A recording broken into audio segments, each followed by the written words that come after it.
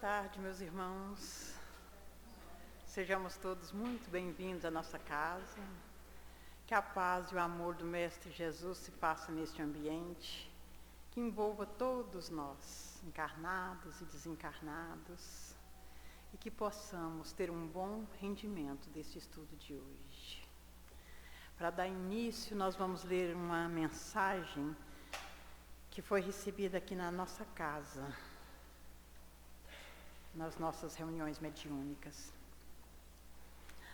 Amados irmãos em Cristo, paz seja convosco. É com alegria que aqui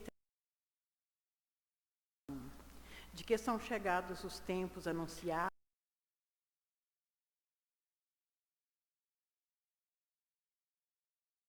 Jesus não nascerá de novo aqui.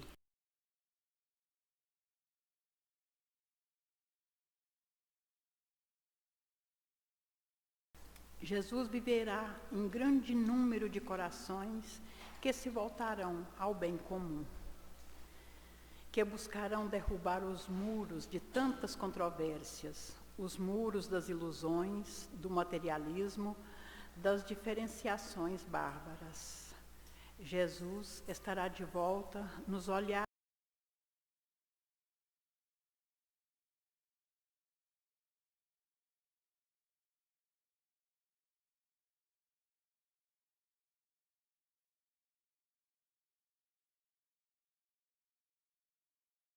sinceros.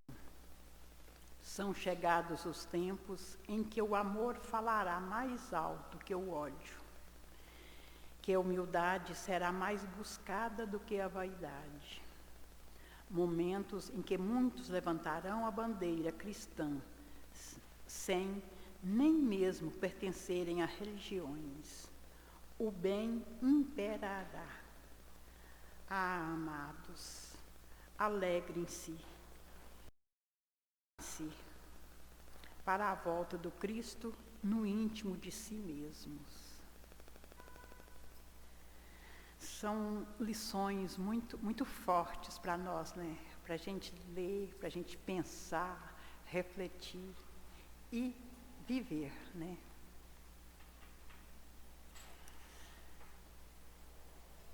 Agora vamos orar ao nosso Pai, embalados pelas vibrações do amor que desce sobre nós. Agradecemos ao Mestre Jesus pelos teus ensinamentos, aos teus benfeitores que nos instruir. Amado Mestre, que nós possamos sentir nestas vibrações de amor a alegria e a gratidão pela vida, buscando a cada dia viver os teus ensinamentos, amando uns aos outros e servindo ao bem comum. Mestre amado, fique conosco hoje e sempre, que assim seja. Para dar continuidade ao nosso estudo dessa tarde, nós teremos hoje o Livro dos Espíritos com a Virgínia, as questões 574 e seguintes, e o Evangelho segundo o Espiritismo, no capítulo 10, Bem-aventurados os misericordiosos, os itens 14 e 15, que fala do perdão das ofensas. Virgínia.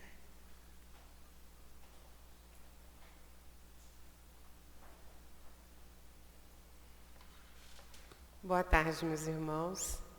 Que a paz de Jesus continue nos envolver neste ambiente, muita harmonia, muita amizade, muito amor. Nós, então, continuando no capítulo 10, Ocupações e Missões dos Espíritos. O questionamento de Kardec, no número 574, é o seguinte: qual pode ser a missão das pessoas voluntariamente inúteis na Terra? Inicialmente, nós vamos recordar com os irmãos o conceito dessa palavra missão, que é um encargo, uma incumbência, um propósito, é uma função específica que se confere a alguém para fazer algo. É um compromisso, um dever, uma obrigação a executar. E também retornando um pouquinho sobre essa questão da utilidade e da inutilidade, nós vamos retornar à pergunta 573, onde se pergunta em que consiste a missão dos espíritos quando encarnados.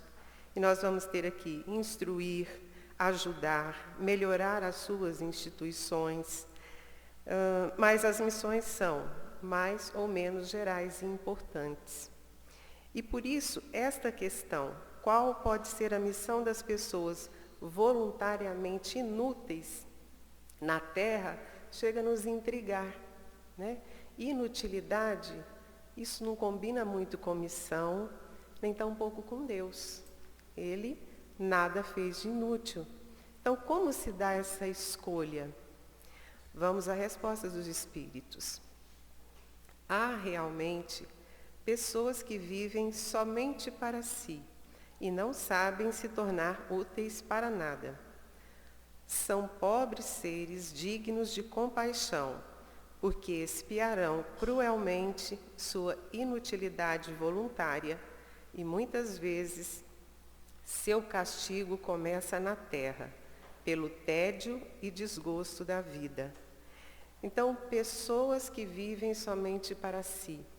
Lembramos aqui o termo egoísmo, egoísta. Né? Nesse ponto, vivendo só para si, o outro não interessa. Que utilidade, então? Que escolha é essa? E os espíritos aqui nos ensinam o que sentir, o que observar nessas criaturas.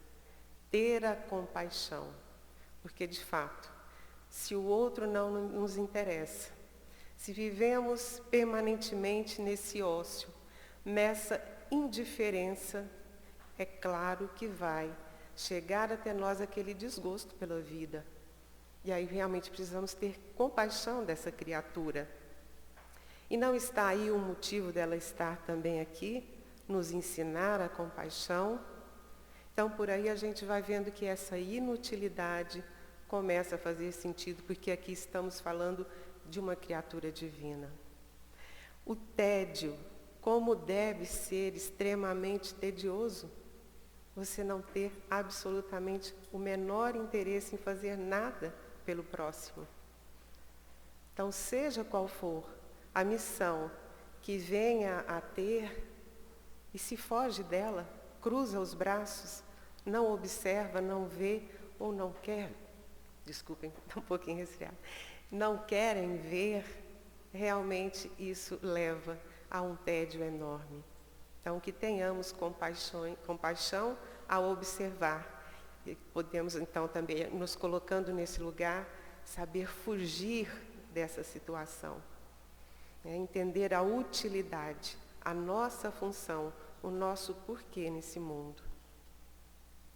E continuando, 574, a linha A, gostaríamos, aliás, de voltar aqui, onde se fala que essas pessoas, muitas vezes, o seu castigo começa na terra. Vamos sempre entender, na doutrina espírita, essa palavra castigo como simplesmente consequência. Sabemos que são as consequências de uma lei divina, causa e efeito. Continuando nessa 574A, uma vez que fizeram a escolha, por que preferiram uma vida sem nenhum proveito?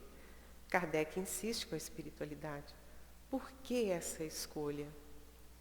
Por que, então, fugir de ser útil, fugir muitas vezes da sua missão?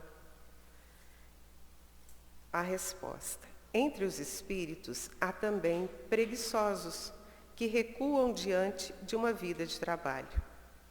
Deus lhes permite agir assim.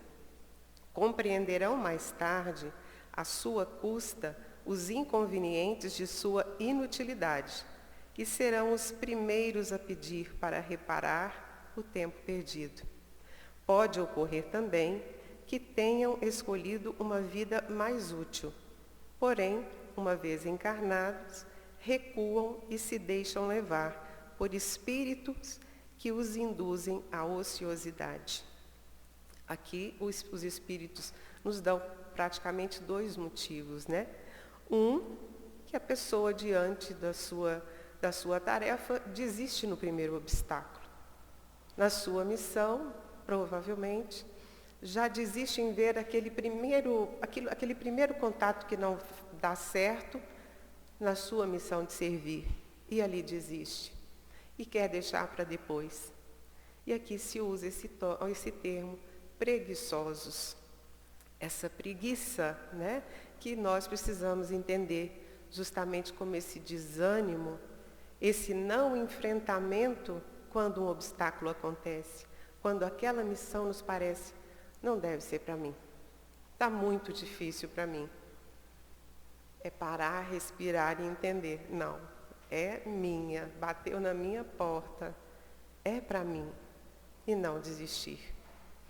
E um segundo momento, aquele que até quer ser útil, que tem uma missão útil, mas que também acaba cedendo àquele convite à ociosidade daqueles que encontram ali afinidade para se cruzar os braços, para se desistir da sua missão, da sua utilidade a Deus.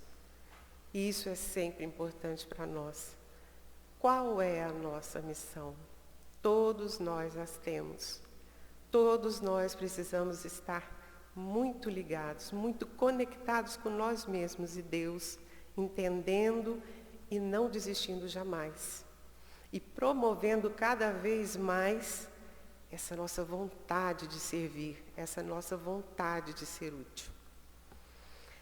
Na pergunta 575, nós temos o questionamento de Kardec. As ocupações comuns mais nos parecem deveres do que missões propriamente ditas. A missão, conforme a ideia ligada a essa palavra, tem um caráter menos exclusivo e principalmente menos pessoal. Sob esse ponto de vista, como reconhecer que um homem tem uma missão sobre a terra? A gente liga muito essa palavra realmente a grandes missões, a grandes missionários, e o que nós sabemos que são diversas as missões, de todos os gêneros, e todas muito importantes para Deus e para nós. Mas aqui a pergunta é para reconhecer, então, qual é, então, essa missão, a dimensão dessa missão. E a resposta é muito simples. Pelas grandes coisas que realiza, pelo progresso a que conduz seus semelhantes. Então, o que nós vemos numa grande missão é que ela não tem exclusividade, não tem nada de pessoal. É para o próximo, e não só para o próximo, é para a humanidade. Então, realmente, são as obras, o que se realiza nessa missão, como aquilo afeta a toda uma humanidade, transforma, instrui, conduz. Assim reconhecemos as missões. E nas pequenas proporções, ou usaríamos até esse termo, pequenas missões, que talvez podemos chamar assim, também de total importância para Deus, necessária, no nosso próprio seio familiar, quantas missões, na casa espírita, quanta missão, de todas as proporções, totalmente importantes para que o lar funcione, para que a casa espírita funcione. Todas as missões interessam a Deus e deve nos interessar a nossa de uma maneira muito especial. Como posso servir e servir cada vez mais e não desistir e dar o melhor de mim, sempre. E na questão 576, os homens que têm uma missão importante são predestinados antes do seu nascimento e tem conhecimento disso? Então, a pergunta quer saber se as grandes missões, né, se aqueles que estão aí destinados a grandes missões têm o conhecimento disso antes do seu nascimento. Algumas vezes sim. Na maioria das vezes a ignoram. Tem apenas um objetivo vago ao vir à Terra. Sua missão se revela após o nascimento e de acordo com as circunstâncias. Deus os direciona para o caminho onde devem cumprir seus desígnios. Então a gente vê que, na verdade, até não tem tanta importância esse pré-conhecer, né? Porque a partir do momento que nasce com aquela missão, são as mãos de Deus ali encaminhando, colocando-a na frente daquele ser, as oportunidades, o entendimento, abrindo o olho para que entenda que ali existe uma missão a ser cumprida. Então são todas essas ações divinas nos direcionando, mostrando a esses grandes missionários onde agir, como agir. E, obviamente, aquele que aceita essa missão tenha o conhecimento anterior ao seu nascimento ou pós, nós sabemos que ali existe um tratado divino e que tudo será cumprido de acordo com os desígnios divinos, né? Porque aquilo que Deus coloca para acontecer, acontecerá.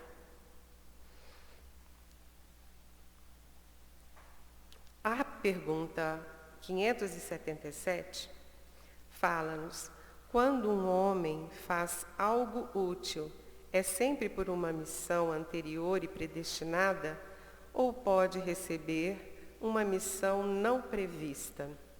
Aqui é até um pouco parecida com a 576, mas tem esse detalhe. Será que acontece uma missão que não estava prevista nesse caminhar da humanidade? E a resposta dos Espíritos nos fala: nem tudo que um homem faz é resultado de uma missão predestinada. Ele é muitas vezes o instrumento de que um espírito se serve para executar algo útil. Veja um exemplo. Por exemplo, um espírito julga que seria bom escrever um livro que ele mesmo faria se estivesse encarnado. Então, procura o escritor mais apto a compreender seu pensamento e executá-lo, e lhe dá a ideia, dirigindo-o na execução. Porém, esse homem não veio à Terra com a missão de fazer essa obra. Ocorre o mesmo com alguns trabalhos de arte e as descobertas. É preciso dizer ainda que durante o sono do corpo, o espírito encarnado se comunica diretamente com o espírito desencarnado, errante, e se entendam sobre a execução de tarefas. Olha que compromisso. Né? Um espírito desencarnado, um espírito, quer então que seja ali cumprida uma missão, tem uma missão para ser cumprida. E utiliza-se de um encarnado que pode lhe servir, né, com as suas habilidades para realizar aquele trabalho. Um livro, aqui como disse aqui, as descobertas necessárias, científicas para o adiantamento da humanidade, pode acontecer dessa forma. Um espírito desencarnado que em sua missão está ali, cumprir, né, aquele bem, fazer aquele bem à humanidade através de um encarnado. E nós aqui, né, na nossa realidade, podemos até pensar: um livro desse, os direitos autorais são de quem? Pouco importa, o que importa é a obra em si, a missão de iluminar, de instruir, de trazer à humanidade aquilo que ela precisa, o avanço que ela precisa. Mais uma vez, os desígnios divinos, agindo, fazendo a sua vontade nos mover, nos fazer avançar. A pergunta 578, o espírito pode falhar em sua missão por sua própria culpa? Essa é uma questão que até nos preocupa, né? Uma vez que nós queremos tanto descobrir qual é a minha missão, o que eu posso estar fazendo, né? O que Deus confiou a mim. E se eu falhar, o que acontece? Sim, se não é um espírito superior. Então, o espírito pode falhar se sua missão o espírito pode falhar em sua missão por sua própria culpa. Aqui deixa muito claro. Pode sim acontecer, desde que não seja um espírito superior. Nós sabemos que com ele não aconteceria. Mas pode falhar, pode acontecer. O que somos nós? Perfectíveis. E como que nós vamos conseguir a perfeição? Falhando, reparando, recomeçando, né? É o que a gente entende que é a nossa lei do progresso. Continuando a 578, a linha A, quais são as consequências disso? Será preciso refazer sua tarefa, é a resposta. Está aí sua punição. Também sofrerá as consequências do mal que tiver causado. É a lei causa e efeito. Né? A gente sabe que falhar, sim, podemos falhar. E falhamos, mas haverá consequência. E como dissemos antes, são as consequências dessa lei divina, onde nós sabemos que tudo também será dada a oportunidade de reparar, será dada a oportunidade de recomeçar. Porém, é muito importante também nós entendermos que, dependendo da missão, Deus sempre, se essa missão tem que ser cumprida naquele prazo, naquele momento, Deus utiliza-se de outro missionário. Mas o mais importante é aquela que é de nossa responsabilidade. Essa, seja quantas vezes for que tivermos que recomeçar. Vamos cumpri-la. Vamos ter a oportunidade de refazer e de recomeçar. A 579. Uma vez que o Espírito recebe sua missão de Deus, como pode confiar uma missão importante e de interesse geral a um espírito que poderia falhar? Então, Kardec ainda quer complementar essa questão da falha. Deus provavelmente saberia, né? Sabe que existe a chance da falha, que aquele espírito, que aquela sua criatura pode falhar. Então, por que é que ele entrega? Vamos entender. Deus não sabe se seu general terá a vitória ou se será vencido. Então, é a pergunta. É claro que ele sabe. Ele o sabe. Estejais certos disso. E seus planos, quando são importantes, não são confiados aos que podem abandonar sua obra no meio. Toda a questão está no conhecimento do futuro que Deus possui, mas que não vos é dado a conhecer. Então, Deus tudo sabe. Deus até sabe que pode falhar, mas ainda assim é dada aquela missão para que aquele tenha também a oportunidade daquela história simples. Aprender com o erro, saber que também falha, reconhecer as suas faltas e se refazer. Aceitar a oportunidade de recomeçar, aceitar também aquela perda de tempo e saber, numa próxima oportunidade eu quero fazer tudo, eu quero fazer o máximo, eu não quero falhar mais. Então imaginemos que numa segunda chance, numa outra oportunidade, já estaremos mais experientes. Já teremos mais condições ainda de confiar nesse Deus de amor, de aceitar a missão, seja qual for. sabendo que o nosso Pai confia em nós. Que Ele nos abençoe, esteja sempre pronto a nos abraçar, a nos auxiliar nas nossas falhas e também nos proporcionar os recomeços e as reparações. Que Ele nos abençoe. Nós chamamos então o nosso irmão Fred para o Evangelho.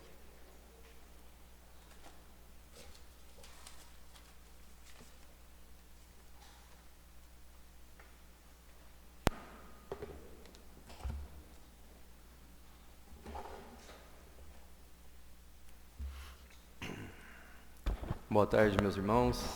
Que a paz do Mestre Jesus continue envolvendo os nossos corações. Dando continuidade aqui. Boa tarde aos irmãos do YouTube que nos acompanham também. Que a espiritualidade esteja abençoando e protegendo todos nós. Então vamos dar continuidade ao estudo do Evangelho segundo o Espiritismo. Estamos no capítulo 10, Bem-aventurados os misericordiosos, em que Mateus capítulo 5, versículo 7, nós temos: Bem-aventurados os misericordiosos, porque obterão misericórdia. Estamos nos itens 14 e 15, o perdão das ofensas. Então são itens muito lindos, são itens que nos trazem reflexões importantes acerca desse tema, o verdadeiro perdão das ofensas. Itens 14 e 15, instruções dos Espíritos, Simeão, e a última é de Paulo, o apóstolo, uma mensagem muito edificante, né? Uma explicação muito clara acerca desse perdão. Então, quando Pedro questionou Jesus, né, meus irmãos, se ele deveria perdoar o seu irmão 7 vezes, qual foi a resposta que o mestre deu? Não somente 7, né, mas 70 vezes 7. Isso significa que o perdão, ele deve ser incondicional e ilimitado. Quando Jesus responde 70 vezes 7, sempre que for preciso, devemos perdoar. Sempre que a situação seja apresentada para a gente, se somos espíritas e cristãos, em que uma injúria, uma palavra ferina, uma agressão física, qualquer que seja essa ofensa, Jesus disse: retribua o mal com o bem. O perdão das ofensas, além de tudo, é uma das bases da caridade.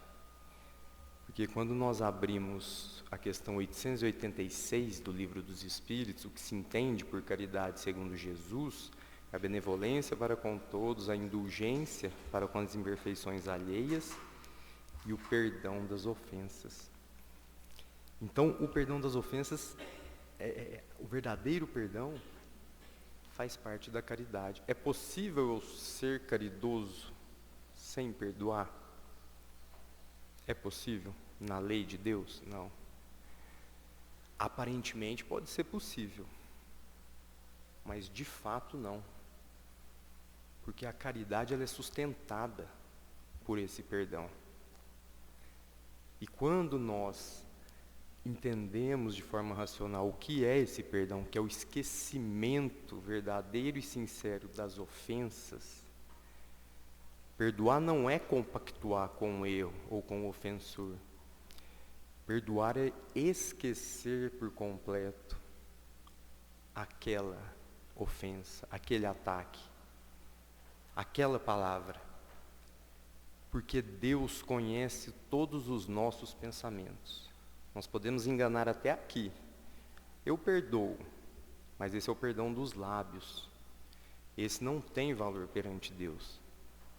O verdadeiro perdão é aquele que nós esquecemos a ofensa internamente, no nosso íntimo. Perdoar verdadeiramente uma ofensa, uma injúria, é passar um véu sobre aquilo.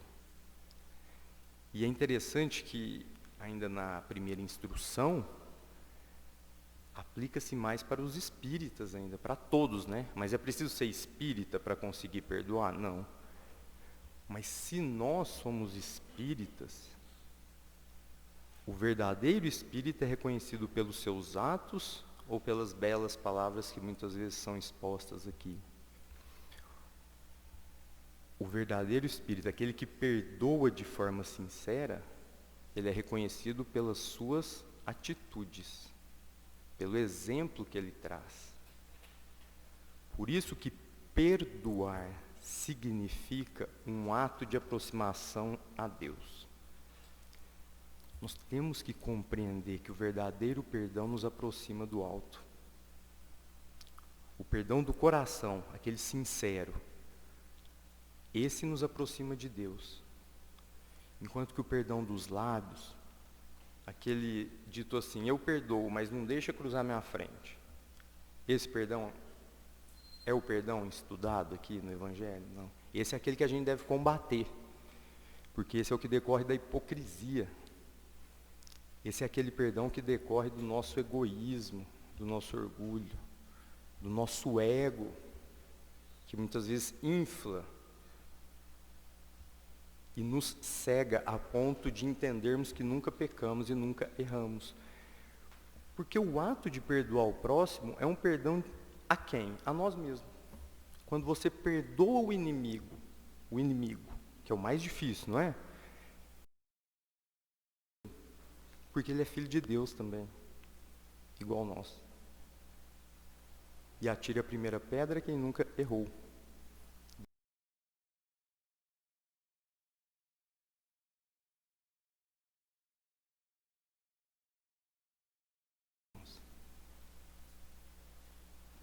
Perdoar um amigo é fácil? O inimigo a gente sabe que é difícil, porque se você consegue, é um resultado de melhoramento isso, para você mesmo. Agora, e perdoar um amigo? É fácil? Não é, mas e perdoar sinceramente um amigo? Aí isso demonstra o quê? A verdadeira amizade. Em que você não compactua com o que o amigo fez, mas que você perdoa. Que é diferente de perdoar um inimigo, mas todos decorrem desse perdão. E o terceiro, que é o perdão das ofensas. Esse serve para o nosso adiantamento. Então, perdoe o inimigo, perdoe a si mesmo. Perdoe um amigo, demonstre lealdade, amizade. Muitas vezes oriente a não seguir aquele caminho. E perdoe as ofensas, é indício de melhoramento moral. É onde realmente estamos comungando do pensamento de Deus. Porque nós temos responsabilidade quando nós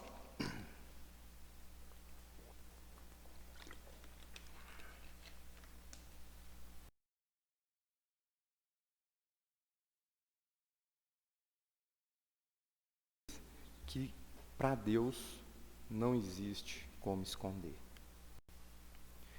Todos os nossos atos são conhecidos pelo Pai. Tudo que nós fazemos, Deus sabe. As nossas intenções, elas são conhecidas do Pai. E para que eu queira alcançar essa perfeição, Paulo diz isso aqui, para que eu queira chegar a comungar do pensamento dos felizes, progredir nessa escala espírita, não existe atalho. E não é nem obstáculo, um dos caminhos é esse aqui. O perdão sincero das ofensas, o esquecimento completo daquelas ofensas que muitas vezes se transformam em quê? Nós sabemos, em ódio, em rancor. A grandeza da alma, como está bem aqui dito por Paulo, a grandeza da alma se reconhece naquele que realmente pratica esse perdão.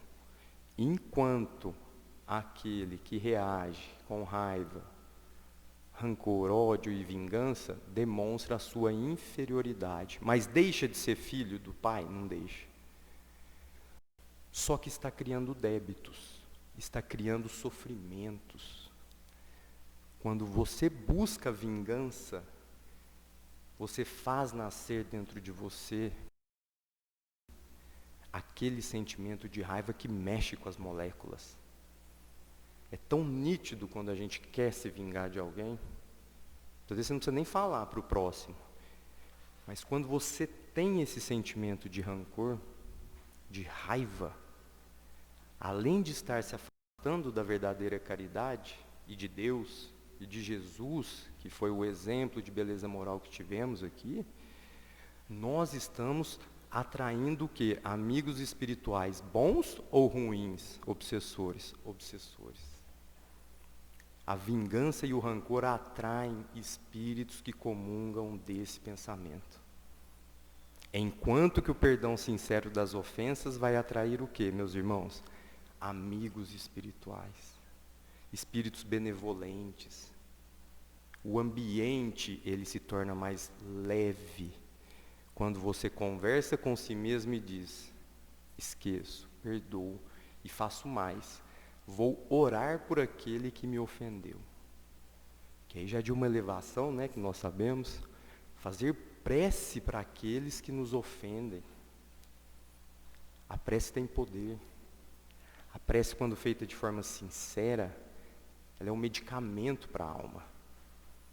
E muitas vezes resgata espíritos que estão perdidos. Ao passo que a vingança vai atrair apenas o que? A sintonia. Muitas vezes espíritos violentos, situações que vão se nos apresentar em razão, muitas vezes, do nosso comportamento. E tem uma história que diz o seguinte: como esse perdão das ofensas, essa paciência, ela pode salvar vidas, né? Então narra-se em uma situação que dois amigos discutiram e um deu uma bofetada muito forte no outro e em seguida um soco na face, ensanguentado, tudo. E esse que foi agredido adquiriu uma raiva, como diz na história, tão grande que o levou a comprar uma arma de fogo. Mesmo, eu vou me vingar. E muitas vezes se aproximava do agressor e não tinha coragem. Se aproximava, comprou a arma de fogo e não tinha coragem. Um outro amigo desse agredido o convidou para a casa espírita. E ele aceitou o convite, inclusive indo com a arma no carro até a casa espírita. E foi se incorporando aos trabalhos, participando das reuniões, fazendo a leitura do Evangelho, começando a ter mudança de visão. Até que aquele sentimento de vingança dele começou a se esvair. Ele já não mais tinha aquela vontade de matar. Estava se ocupando com obras de caridade, estava trabalhando na casa espírita. E foi deixando essa ideia de lado. Vendeu a arma de fogo que comprou. Tirou esse pensamento. E para a surpresa dele, após algum tempo, chegou a notícia de um velório. E nesse velório tinha desencarnado justamente o seu agressor, um dia antes.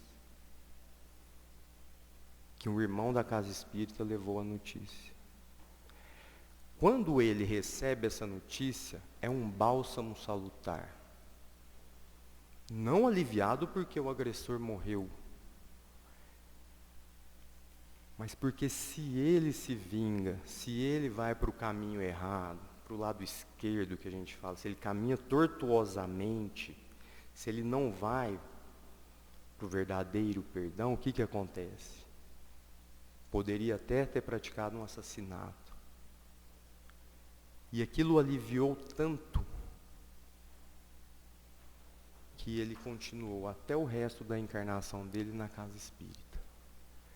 Olha a paciência, a resignação e o verdadeiro perdão que esse irmão aplicou. Que ele quis, mas o que foi mais forte? O sentimento de benevolência. e em razão de um ataque animal, um atropelamento, a causa da morte não tem nada a ver com ele. Ah, mas e a ofensa que ele sofreu? Então eu vou sofrer a ofensa e vou... Não, Jesus não diz para sermos bobos. Você não vai ter o prazer de sentar para tomar um café com o seu inimigo. Não é isso que Jesus disse. É para que nós não levemos para nós esse sentimento de vingança. O verdadeiro perdão das ofensas é isso que esse irmão nos mostrou. Que antes de talvez acabar com a própria vida, a própria encarnação, teve ajuda, mas procurou o livre-arbítrio dele, porque nós fomos criados para o bem, o livre-arbítrio dele permitiu que ele não praticasse um ato de vingança e, portanto, tivesse as consequências mais funestas e violentas que nós sabemos que pode acontecer. Então, meus irmãos, quando nós começarmos a lapidar o nosso coração, para no momento, principalmente no trânsito, principalmente no nosso dia a dia, com os nossos parentes, amigos, principalmente familiares, vamos compreender o sentimento que essas mensagens nos passam.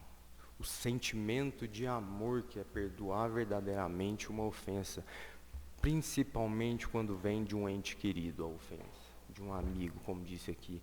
Dê essa prova de amizade, dê essa chance para você. Se eu realmente busco me melhorar, se eu realmente quero chegar no dia da desencarnação, ser perguntado se eu perdoei verdadeiramente, porque as aparências para Deus de nada valem, eu tenho que seguir o caminho reto. E aqui entra a questão do quê? Da porta estreita. O perdão das ofensas, ele é aquele caminho estreito, que é muito difícil. É nós abdicarmos do nosso ego. Não tem como eu aplicar esse perdão de forma verdadeira se eu não deixar o ego. E no Livro dos Espíritos tem aquela pergunta, né? Qual a mais meritória das virtudes? Qual que é aquela em que você reconhece mesmo ali que nós estamos no caminho certo? E os Espíritos respondem, é o sacrifício do interesse pessoal. Sacrificar o interesse pessoal, abnegação, renunciar ao ego, para orar. Lá no final do Evangelho nós temos uma coletânea de preces, para orar por nossos algozes. Olha que sublime que é isso. Quem aqui já orou de nós por algum inimigo? Quando nós acabamos de receber uma ofensa, uma injúria, ou qualquer situação que nos agrida, no momento, nós fazemos oração para aquele ofensor? É difícil, não é? Mas vamos procurar praticar, porque não é impossível. Nós temos qual exemplo? Jesus. Jesus é o exemplo que veio, nos mostrou e passou o que passou. Quando ele estava na cruz, qual foi as palavras? Perdoa-lhes, Pai, eles não sabem o que fazem. Olha o verdadeiro perdão. Você pede a Deus para perdoar aqueles que estão te matando o corpo, né? Aqueles que estão praticando uma violência contra você. Estamos longe desse desenvolvimento moral? Aí é cada um com a sua consciência. Esse é o amor que cobre a multidão de pecados. Não tem outro. Não basta dizer eu te amo. O verdadeiro amor é esse. É quando você vê o seu inimigo, aquele que te ofende, como seu irmão. Aquele que te agride como seu irmão. Que é o que Jesus fez, nos mostrou. Pediu perdão àqueles que estavam rindo, com ironia, que ele foi processado, julgado e condenado. E ao invés de se revoltar, mas ele é exemplo de espírito puro, disse o quê? Vou enviar o Consolador. Não vou deixar vocês órfãos. E ainda nos envia essa maravilha que é o Espiritismo, que é Allan Kardec. Além de perdoar, ainda nos mostra o caminho. Tanto é que o mundo, né, nós sabemos até, é dividido antes dele e depois dele. Porque com o amor, ele demonstrou que é possível tudo. Deu lições sobre a fé, o perdão que nós estamos estudando. A indulgência, meus irmãos, que é o próximo item do domingo que vem. Que é nós termos indulgência para com os defeitos alheios. Quer lição mais sublime que essa? Agora basta a gente colocar o quê? Em prática. Que não é fácil. Temos que começar. Porque nós precisamos de perdão todos os dias. Nós precisamos do perdão do Pai, que é o que Paulo nos mostra. Nós somos seres que estamos precisando de perdão toda hora. Muitas vezes fazemos alguma coisa errada. Com a nossa consciência, nós pedimos perdão. Nós buscamos o perdão do Pai. Deus, me perdoa, eu não devia ter feito isso. Para que não sejamos incoerentes, então se a gente pede o perdão, por que nós não vamos perdoar também? O perdão traz a paz interior. Ele traz um alívio para a alma, meus irmãos. Reconciliar com os nossos inimigos. Ter caridade para com os criminosos. Perdoar muitas vezes, se você foi vítima ou não de um crime, mas de qualquer fato. Ter o olhar caridoso com esse irmão, porque nós somos espíritas, cristãos ou não somos. Ser espírita, né, até na Revista Espírita tem as obrigações que o Espiritismo nos traz. Revista Espírita de maio de 1866. O título é O Espiritismo Obriga. Nós temos responsabilidades quando nós dissemos que, além de ser espíritas, buscamos seguir Jesus. E como que eu vou ser espírita ou cristão se eu não perdoo meu irmão? Se eu julgo, como foi falado semana passada. Nós podemos julgar o próximo? Não. O julgamento do próximo é afrontoso à lei de Deus. Se eu julgo o meu próximo, eu não estou sendo indulgente, eu não estou sendo caridoso. Olha como é bem metodológico o Evangelho, como ele vem de uma forma a nos esclarecer de forma racional. Que esse perdão sozinho também, ele não tem o valor se você olhar no conjunto. Toda vez que eu julgo o meu irmão, aponto um defeito nele e menosprezo, e coloco muitas vezes aquele defeito em uma roda de maledicência, eu posso estar sendo tudo. Menos caridoso. Menos espírita naquele momento, menos cristão. Porque quem está vendo? Deus e a espiritualidade. Desses não tem como esconder. Quando nós formos questionados, qual o bem que você fez? O que você fez para o seu melhoramento? É isso que vai ser levado em conta. E não aquilo que nós adquirimos, né? Apenas a matéria, aquele apego à matéria. Então, meus irmãos, então nós vamos encerrando por aqui e só fazer a leitura da parte final aqui, que eu achei interessante, dessas instruções desse capítulo 10, que diz o seguinte: o esquecimento completo e absoluto das ofensas é próprio das grandes almas. O rancor é sempre um sinal de baixeza e de inferioridade. Não esqueçais que o verdadeiro perdão se reconhece pelos atos, muito mais que pelas palavras. Então que possamos, Paulo apóstolo, está no item 15 do capítulo 10. Então que possamos retornar aos nossos lares, na companhia de Jesus, da espiritualidade benfeitora, que tenhamos uma semana de muita paz, alegria e principalmente de reflexão. Somos verdadeiramente cristãos espíritas? Estamos perdoando conforme Jesus nos ensinou?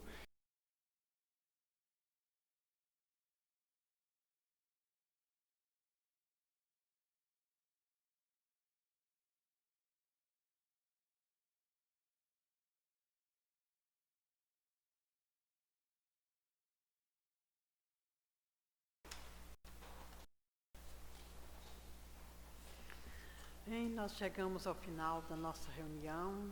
Os passistas podem se encaminhar para a sala de passe. Fabiana vai fazer a prece final, a magnetização das águas. Depois, quem quiser tomar o passe, pode dirigir por esta lateral aqui, em fila. E nós agradecemos a presença de todos vocês, que tenham uma boa tarde, uma boa semana e até o próximo domingo.